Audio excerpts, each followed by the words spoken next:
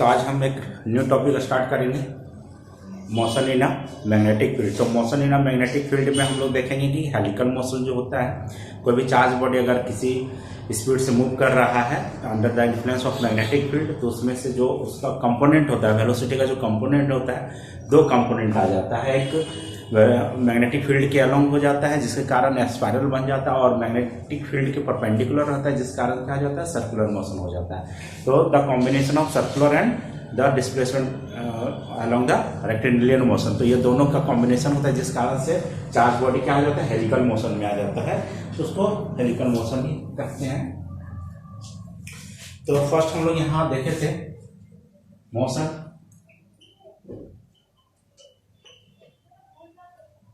of a charge body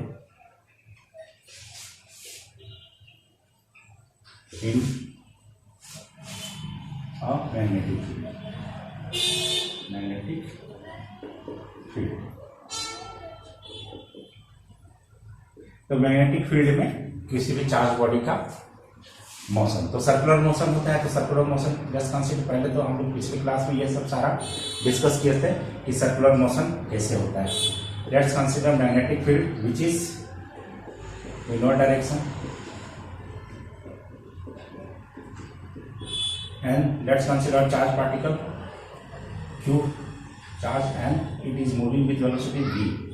जैसे ये this is the direction velocity and this is the direction magnetic, then v cross v will give the force, that is magnetic force. Lorentz force से magnetic force inward direction में आ जाएगा, that means इस charge में force कितना लगेगा, इस direction में लगेगा। और जब because initially the charge body is moving with velocity v under the influence of magnetic field, then a force acts on the charge body and the force is magnetic force and the force is perpendicular to the velocity. तो velocity को perpendicular, that is ये velocity, that is charge particle इधर जा move कर रहा होता है, लेकिन मैग्नेटिक फील्ड के प्रेजेंस में क्या हो जाता है, ये इस डायरेक्शन मूव करना शुरू हो जाता है। दैट मीन्स ये इस तरह से सर्कुलर हो जाता है। जब यहाँ चार्ज पार्टिकल इस तरह टेंजेंशियल वेलोसिटी v रहेगा तो फोर्स किधर लगता है, इस डायरेक्शन में। जब यहाँ पे चार्ज पार्टिकल रहेगा तो टेंजेंशियल वेलोसिटी इधर रहेगी तो फोर्स इधर लगेगा। जब यहाँ चार्ज पार्टिकल यहाँ रहेगा, वेलोसिटी इधर रहेगा, फोर्स किधर लगेगा, इधर लगेगा। That is this is the centripetal force, and to keep the charge body moving in a circular path, a centripetal force is needed, and this centripetal force is provided by the magnetic force। तो ये centripetal force ही होता है। कोई भी charge body कोई भी body अगर circular motion में अगर मूव कर रहा है तो इसके लिए एक सेंट्रीपिटल फोर्स होना चाहिए। और ये जो सेंट्रीपिटल फोर्स यहाँ पे जो लग रहा है, ये सेंट्रीपिटल कौन प्रोवाइड कर रहा है, magnetic force. That is centripetal force actually होता है पिटल फोर्स is provided by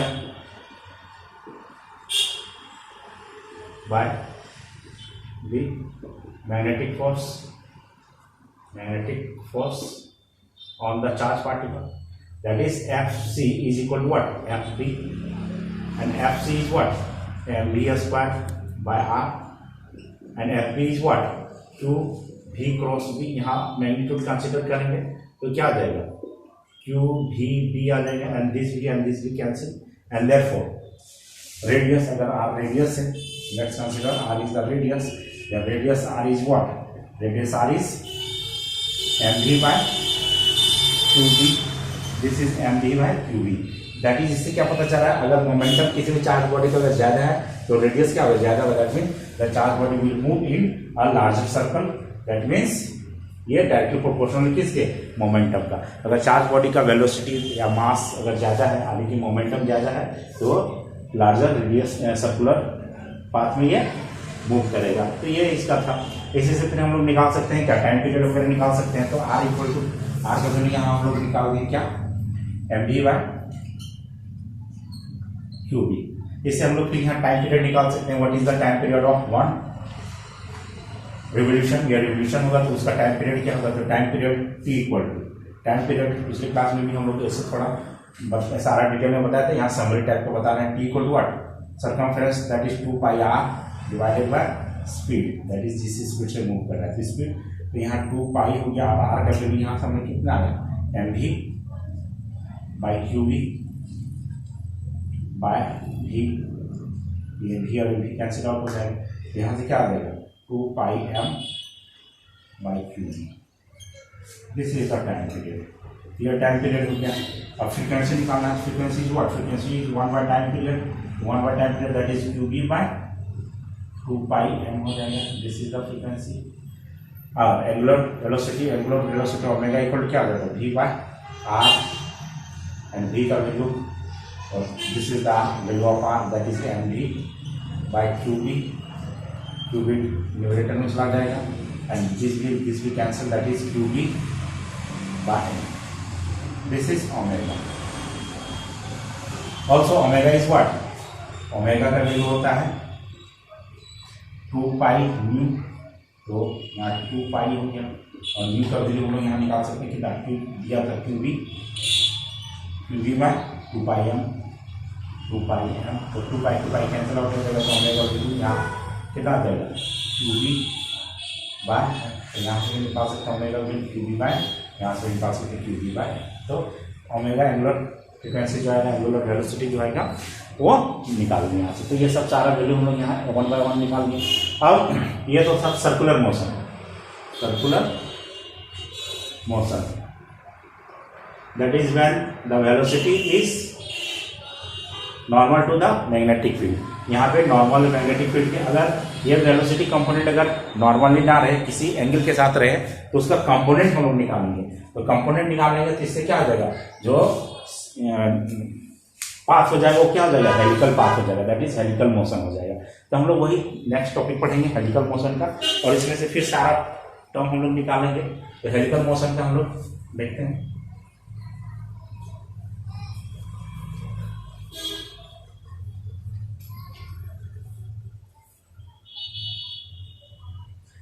तो हेलिकल मोशन जो होता है, ये पहले देख लेते हैं हेलिकल मोशन का कि let's consider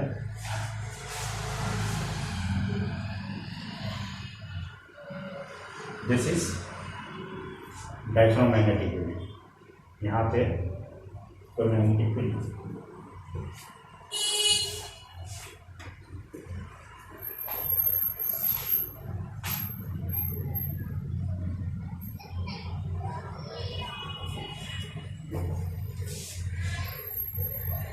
suppose this is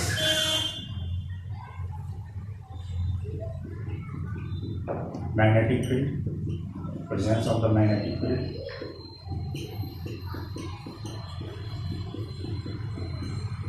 and there is a charge body plus, and this charge body, ये charge body जो है इस तरह से मूव कर रहा है।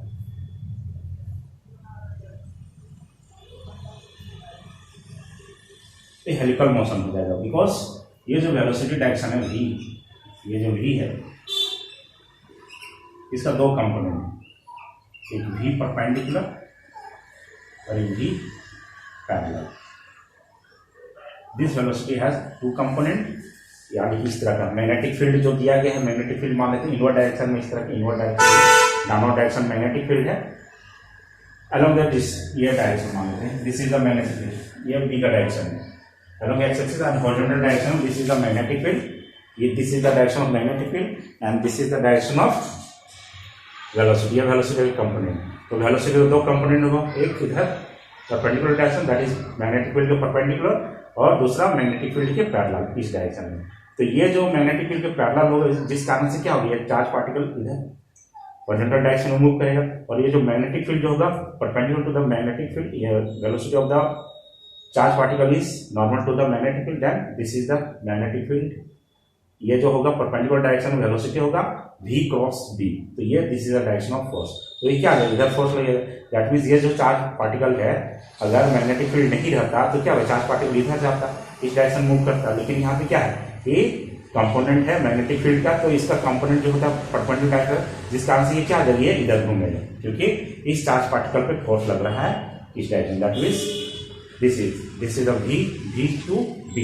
कर्ल मेथड यहाँ लेते हैं, राइट हैंड थंब और कर्ल मेथड, दैट इज यहाँ से इधर डायरेक्शन है, तो थंब इंडिकेट करता है क्या, मैग्नेटिक फील्ड का जो फोर्स लगा है, ये फोर्स का डायरेक्शन हो गया। तो फोर्स इधर लगा, जिस कारण से ये जो चार्ज बॉडी है क्या है, चार्ज पार्टिकल ये इधर मूव करेगा, that is the charge particle will move in a circle of radius R से, this is the radius R, तो ये रेडियस आर में मूव करता है, and due to the component parallel component of the velocity, due to parallel component of velocity the charge particle will move horizontal direction and hence the combined motion of the charge particle becomes helical, so it is helical motion of charge particle.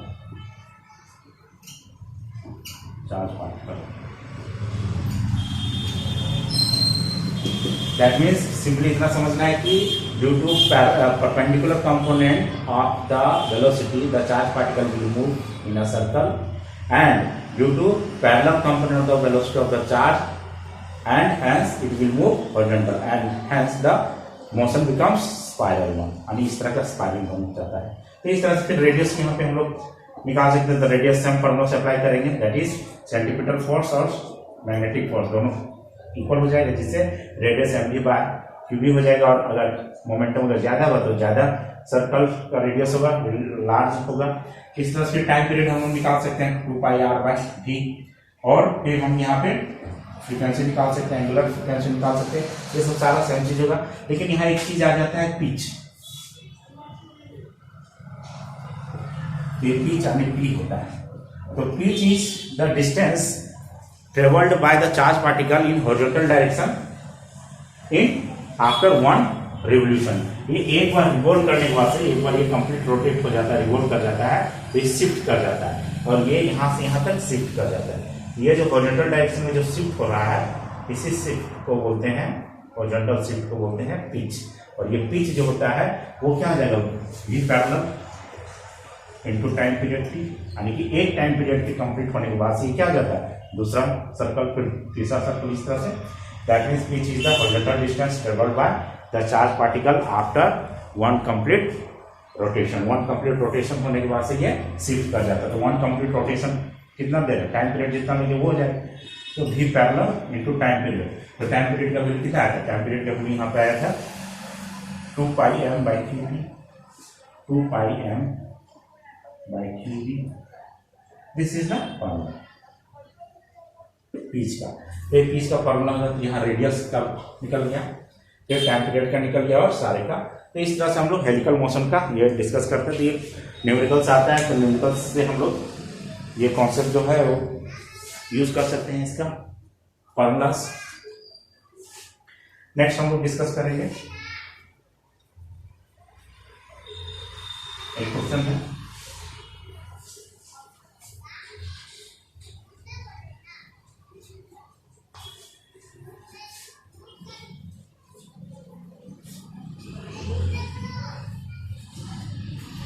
Question है कि example 4.3, example 4.3 से, example 4.3 से, तो example 4.3 पहले हम लोग question लिख लेते हैं।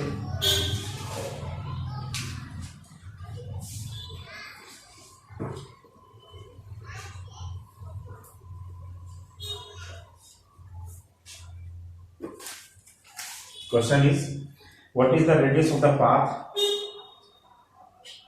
What is the radius of the path of an electron?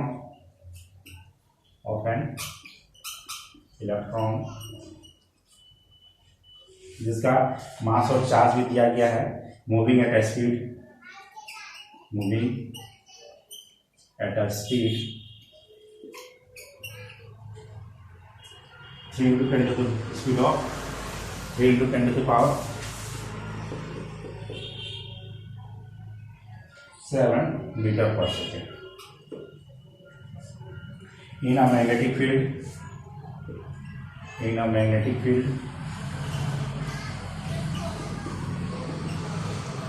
magnetic field का स्टेप दिया गया है of 6 into 10 to the power -4 Tesla, which is perpendicular to, ये जो मैग्नेटिक फील्ड है इज परपेंडिकुलर टू इट। फिर इसमें क्वेश्चन ऐड किया गया, what is it's frequency, what is it's frequency and also इसमें और क्वेश्चन, तीसरा क्वेश्चन पूछा गया है कि calculate its energy, calculate its energy in kilo electron volt. और इसमें एक क्वेश्चन इंफॉर्मेशन दिया गया है, 1 electron volt is 1.6 into 10 to the power minus 19 joule। And कि बता रहा है कि what is the radius of a path of an electron moving at the speed of this in a magnetic field. अगर कोई भी इलेक्ट्रॉन है अगर मैग्नेटिक फील्ड में अगर रिवॉल्व कर रहा है तो बता रहा है कि उसका रेडियस क्या होगा। रेडियस हम लोग जानते हैं, यहाँ जो डायग्राम बताए थे कि अगर मैग्नेटिक फील्ड है तो एक सर्कुलर मोशन में आएगा।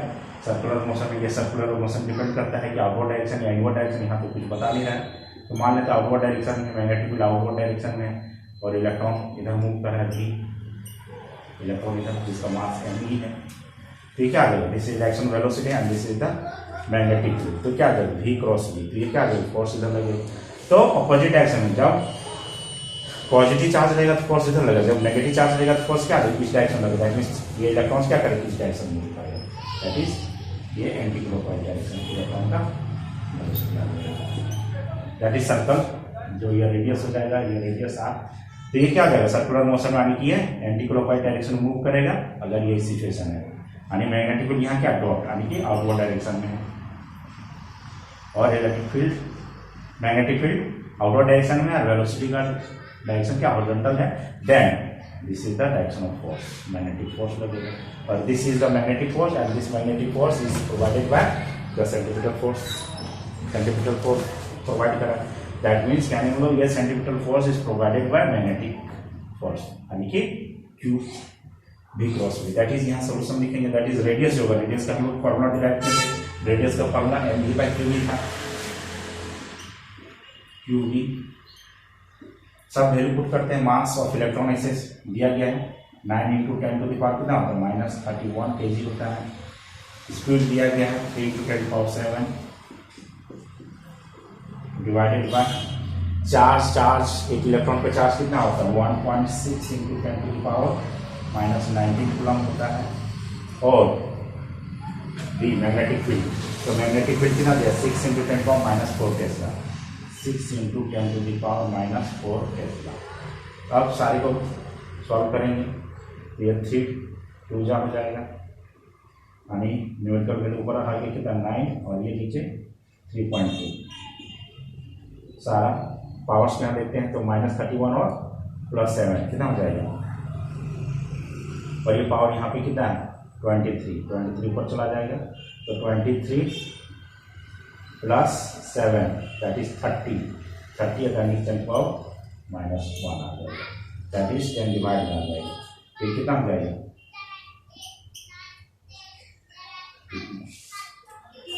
यानी 9/32 आ जाएगा, क्योंकि ये 10 मल्टीप्लाई करेंगे कितना मीटर आ जाएगा, तो इसको सेंटीमीटर में कन्वर्ट कर सकते हैं। तो 100 से मल्टीप्लाई करेंगे 32 विल गिव सेंटीमीटर। तो 900 को डिवाइड करेंगे 32 से, तो 3 टाइम्स में 2 टाइम्स में 64 दैट इज 26। फिर 0 कैरी करेंगे तो 8 टाइम्स में 8 2 16 and 8 3 24 25 ये आ जाएगा 4 0 0 दैट इज 28, लगभग आ जा रहा है 28 सेंटीमीटर।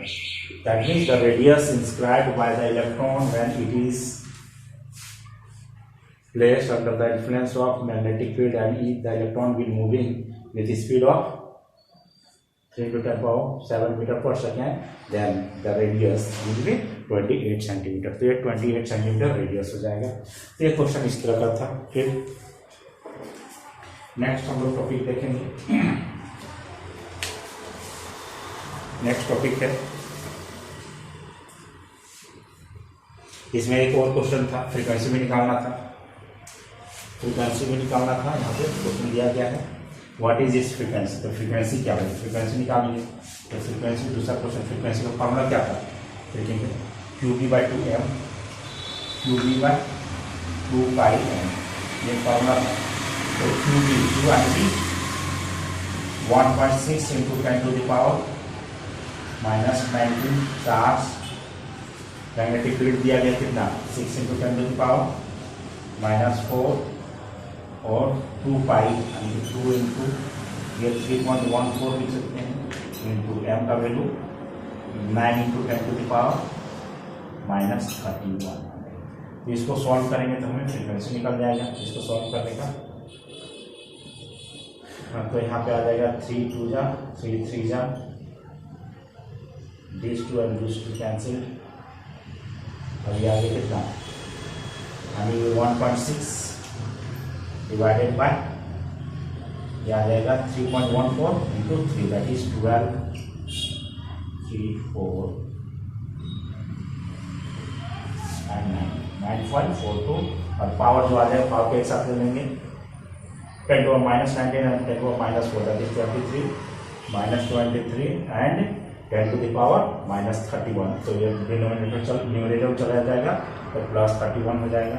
तो ये कितना हो जाएगा 7 8, तो 8 आ जाएगा 8 × 10⁻⁻8 आ जाएगा।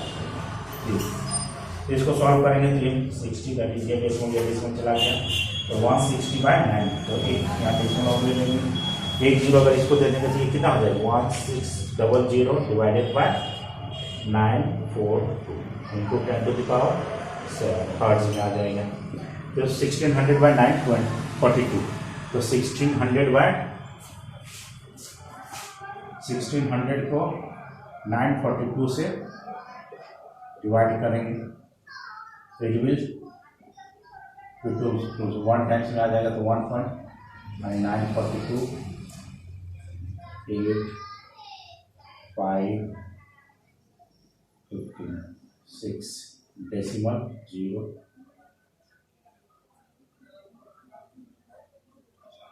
6 time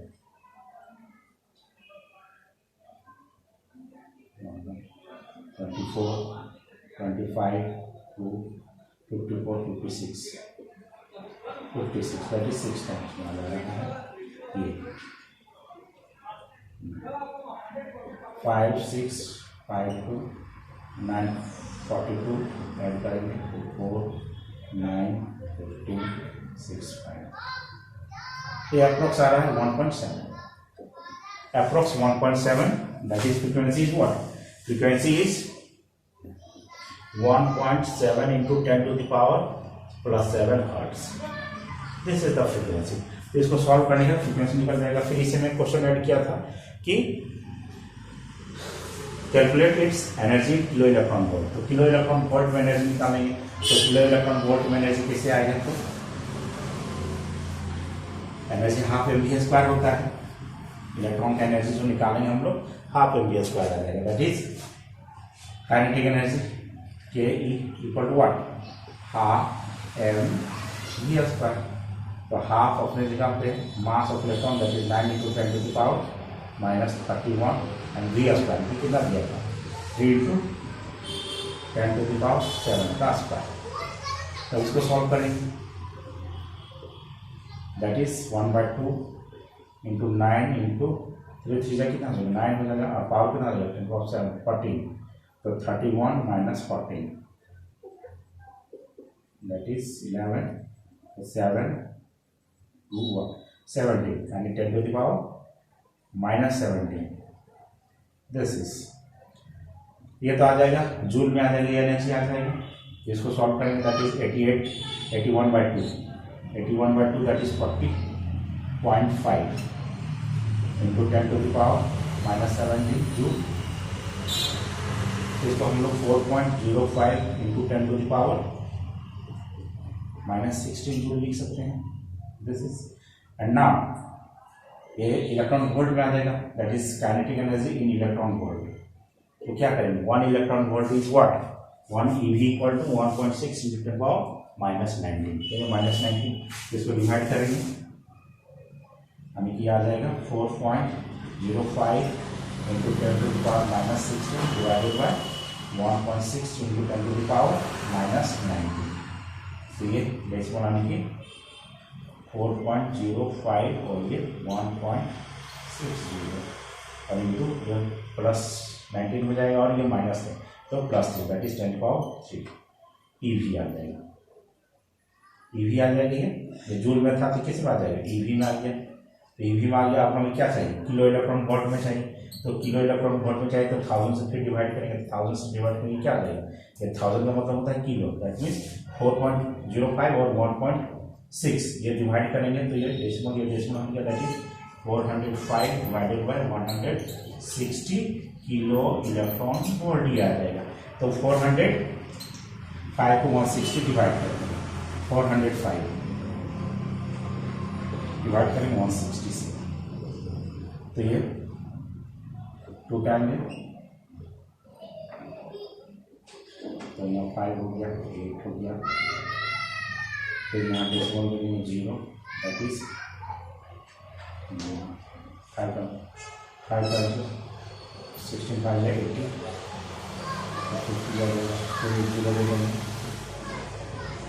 4 times so 2.54 kilo electron volt this is that is kinetic energy भी निकालने तो काइनेटिक एनर्जी कितना आ गया काइनेटिक एनर्जी आ गया 2.54 किलो इलेक्ट्रॉन वोल्ट आ गया। तो इस तरह से फॉर्मूला अप्लाई किया हाफ एम्पियर स्क्वायर तो इससे जूल आया।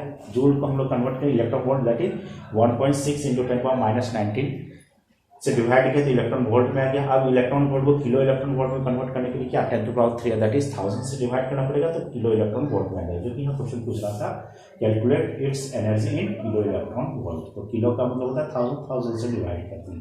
तो ये इस तरह का ये न्यूमेरिकल्स से रिलेटेड था। नेक्स्ट हम लोग पढ़ेंगे एक वेलोसिटी सेलेक्टर।